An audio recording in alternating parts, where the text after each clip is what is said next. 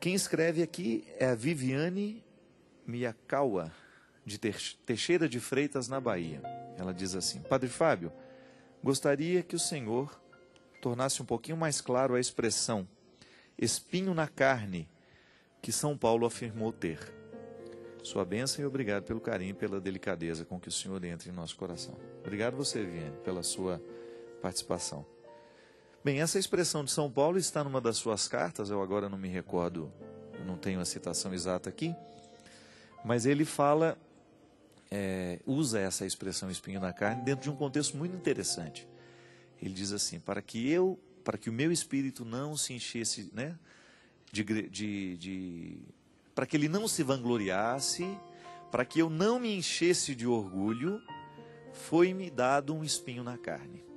Me parece que continua, né? Um anjo de Satanás, né? Que grita e que... Enfim, a expressão está diretamente ligada a um ponto fraco de Paulo. Isso é interessante a gente observar. É como se esse espinho na carne pudesse recordar, São Paulo, que ele precisa de cuidado.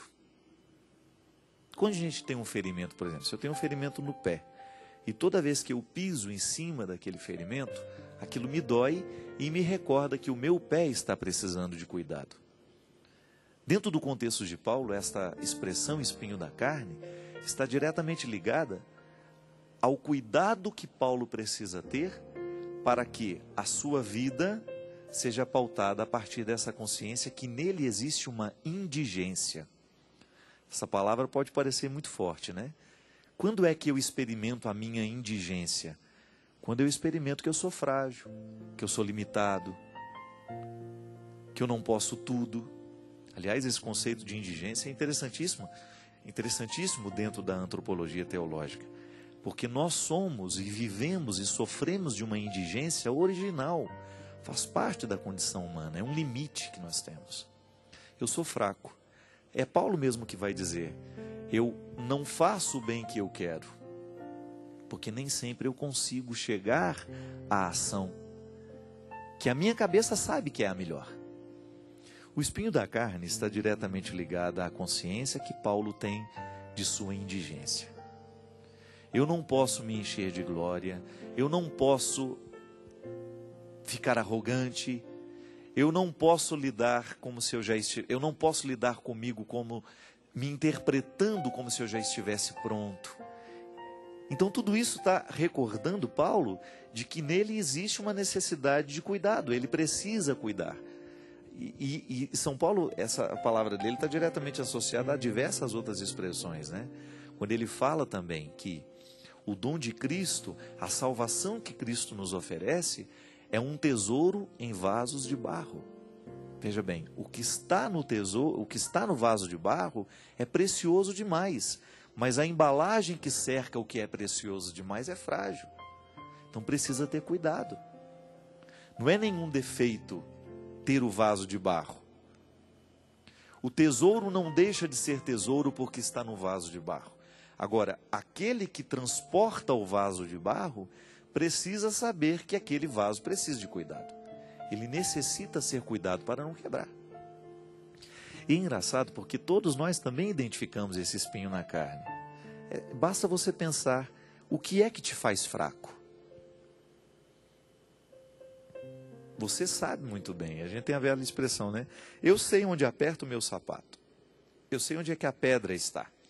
Então, para eu conviver com essa pedra dentro do meu sapato, eu vou ajeitando, eu vou descobrindo um jeito de conviver com essa pedra. Eu não tenho como retirar a pedra do sapato, mas eu vou me adaptando e convivendo com ela, de maneira que eu começo a administrar o mal que ela me causa.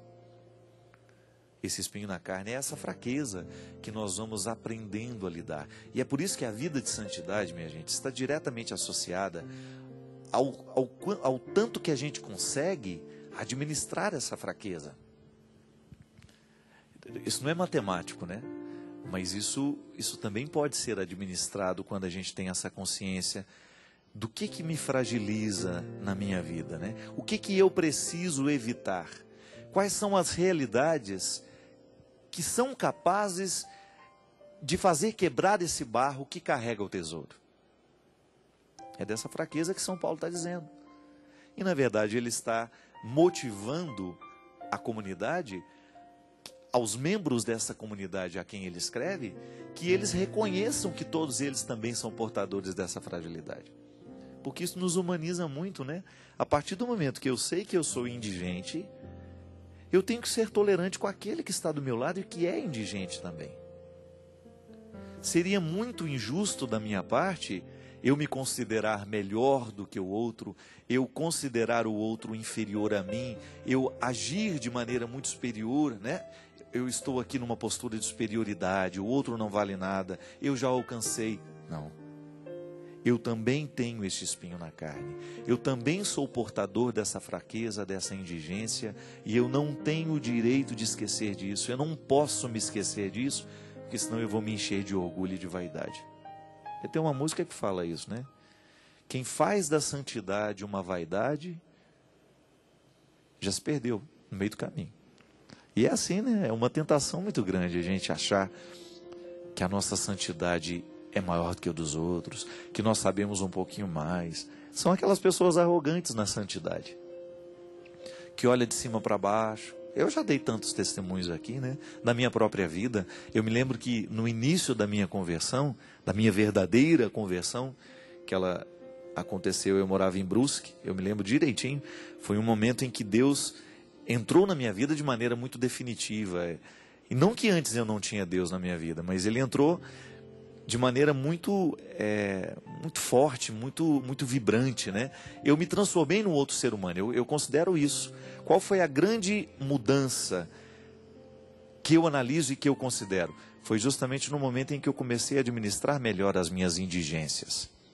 Mas no meu primeiro momento, eu me sentia muito melhor que todos os outros. Eu comecei a viver essa santidade assim, né?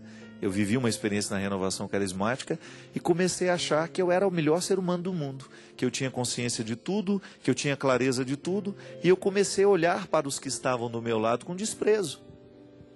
Até que o Padre Léo, Santo Padre Léo, chegou e falou assim: eu prefiro você antes da sua conversão.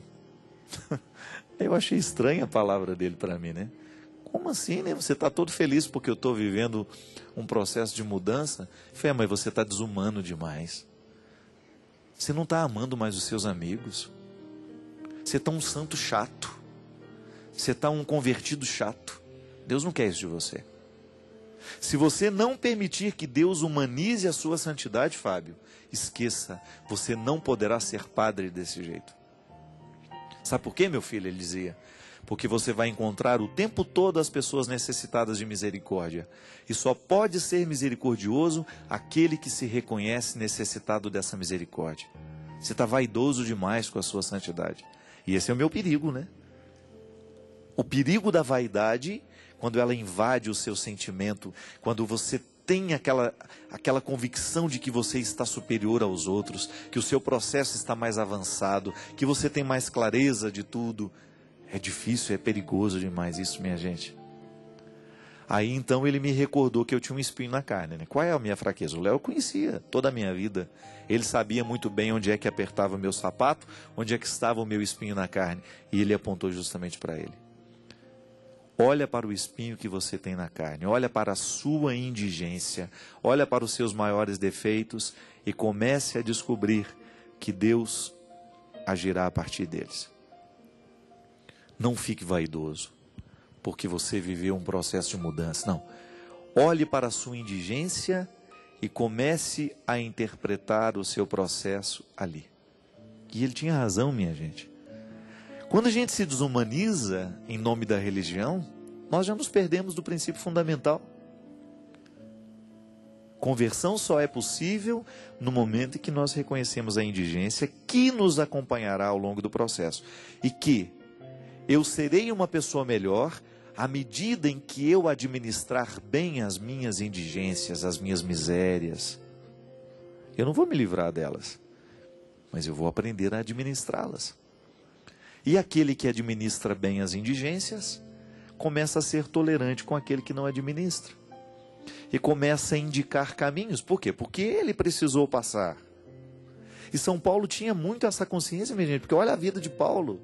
Ele era um perseguidor, de perseguidor ele passa a ser pregador. Ele começa a pregar aquele que ele perseguia. Ele começa a falar dos valores daquele que ele perseguia. Então houve uma mudança radical na vida daquele ser humano. Houve uma mudança profunda na vida de Paulo. Tanto é que ele mudou de nome, né? Muda o nome, cai do cavalo, fica cego, volta a enxergar. Todas essas metáforas bíblicas para que a gente compreenda que o Saulo de antes foi transformado no Paulo de hoje, mas que dentro deste Paulo ainda existem sementes do Saulo. Isto é, um espinho na carne, uma fraqueza que irá acompanhar enquanto Paulo viver. Eu acho uma passagem fantástica também do Evangelho, quando Jesus olha para Pedro e fala, Pedro já tinha mudado o nome, ele já tinha modificado o nome de Pedro, mas aí ele olha e fala assim, Simão, tu me amas mais que os outros? Veja bem que naquele momento, Jesus não chama Simão de Pedro. Aí Pedro diz, né? Senhor, dizem que na tradução, né? A tradução que mais se aproxima do que verdadeiramente Pedro disse. Diz que Pedro disse assim, Senhor, eu gosto de você.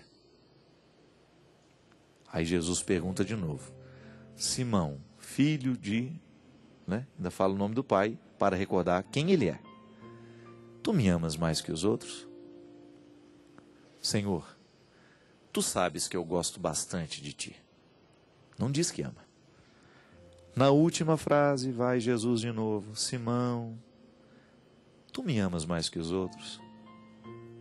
Aí Pedro, que ele está sendo chamado de Simão, reconhece diante de si, como quem diz, olha, não adianta mentir, o Senhor sabe tudo. Tu sabes que eu gosto bastante. Veja bem que naquele momento, qual é o grande objetivo de Jesus?